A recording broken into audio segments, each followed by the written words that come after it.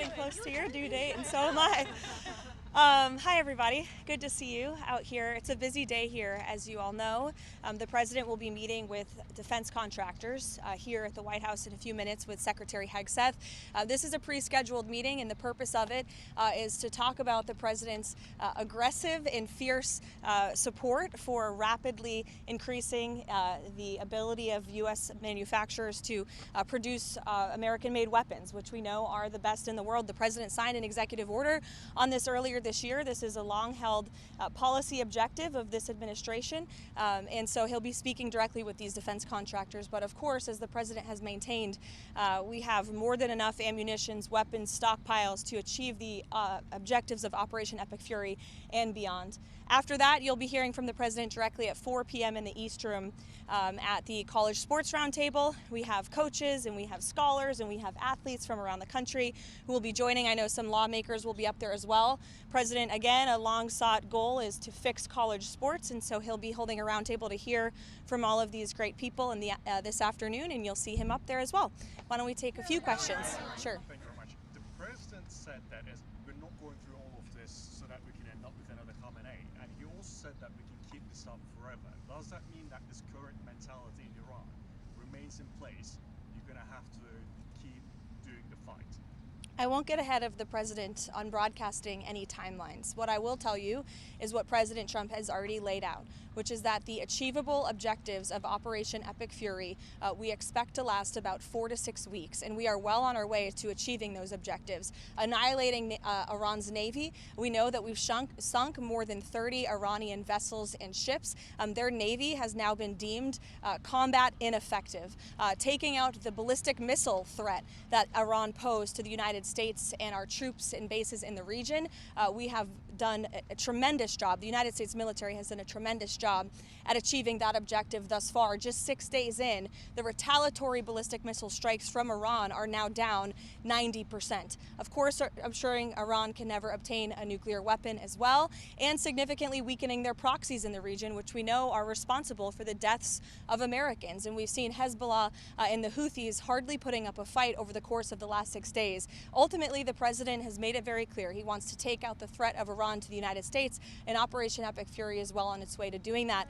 As for the future of Iran, as the president has pointed to, of course it's in the best interest of the United States of America for Iran to no longer be led by a radical terrorist regime that chants death to America and is lying to the United States and the world about their secret ambitions to possess a nuclear bomb. President Trump does not want to see that. He wants to take an interest in pursuing who the next leader of the Iranian country is going to be, and that has yet to be seen, and the president is discussing it and deliberating it. Kristen. What you just said on Fox that it doesn't really matter if Russia is giving Iran information about military assets. Why doesn't it matter if U.S. military is put in danger by Russia? And is that what the president believes as well? What I meant, Kristen, and thank you for giving me a chance to make it very clear, is that it clearly is not making a difference with respect to the military operations in Iran, because we are completely decimating them. As I said earlier, we've taken out nearly 30 of their ships. Their navy has been deemed combat ineffective. 90% reduction in ballistic missile retaliatory strikes against the United States and our Gulf Arab and partners in the region. So, of course, we are achieving the military objectives of this operation, and that is going to continue because the United States military is the best and most lethal fighting force in the world. Sure, go ahead, Benny. Can you confirm if U.S. has taken full control over the airspace in Iran, like it's been reported these past couple days? Trump said within hours, within days. Can you confirm anything along those lines? Yes, we are well on our way to doing so. Karoline, has the president's faith in Russia to cut a peace deal with Ukraine been shaken by the knowledge that Russia is apparently supplying intelligence to Iran in this conflict? I think the president would say that peace is still an achievable objective with respect to the Russia-Ukraine war. You saw Special Envoy Witkoff put out a tweet yesterday announcing a new prisoner exchange between both Russia and Ukraine. So it's something this administration still wants to see, and something I know the president will continue to work on. Has he expressed any frustration to Putin about this intelligence? I'll let the president speak on that directly. Mary. What does the president mean when he calls for unconditional surrender? Is he saying that the regime has to fully relinquish relinquish control? What the president means is that when he, as commander-in-chief of the U.S. Armed Forces, determines that Iran no longer poses a threat to the United States of America and the goals of Operation Epic Fury has been fully realized, then Iran will essentially be in a place of unconditional surrender. Whether they say it themselves or not, frankly, they don't have a lot of people to say that for them, because the United States and the state of Israel have completely wiped out more than 50 leaders of the former terrorist regime, including the supreme leader himself. Monica. Thank you, Karoline.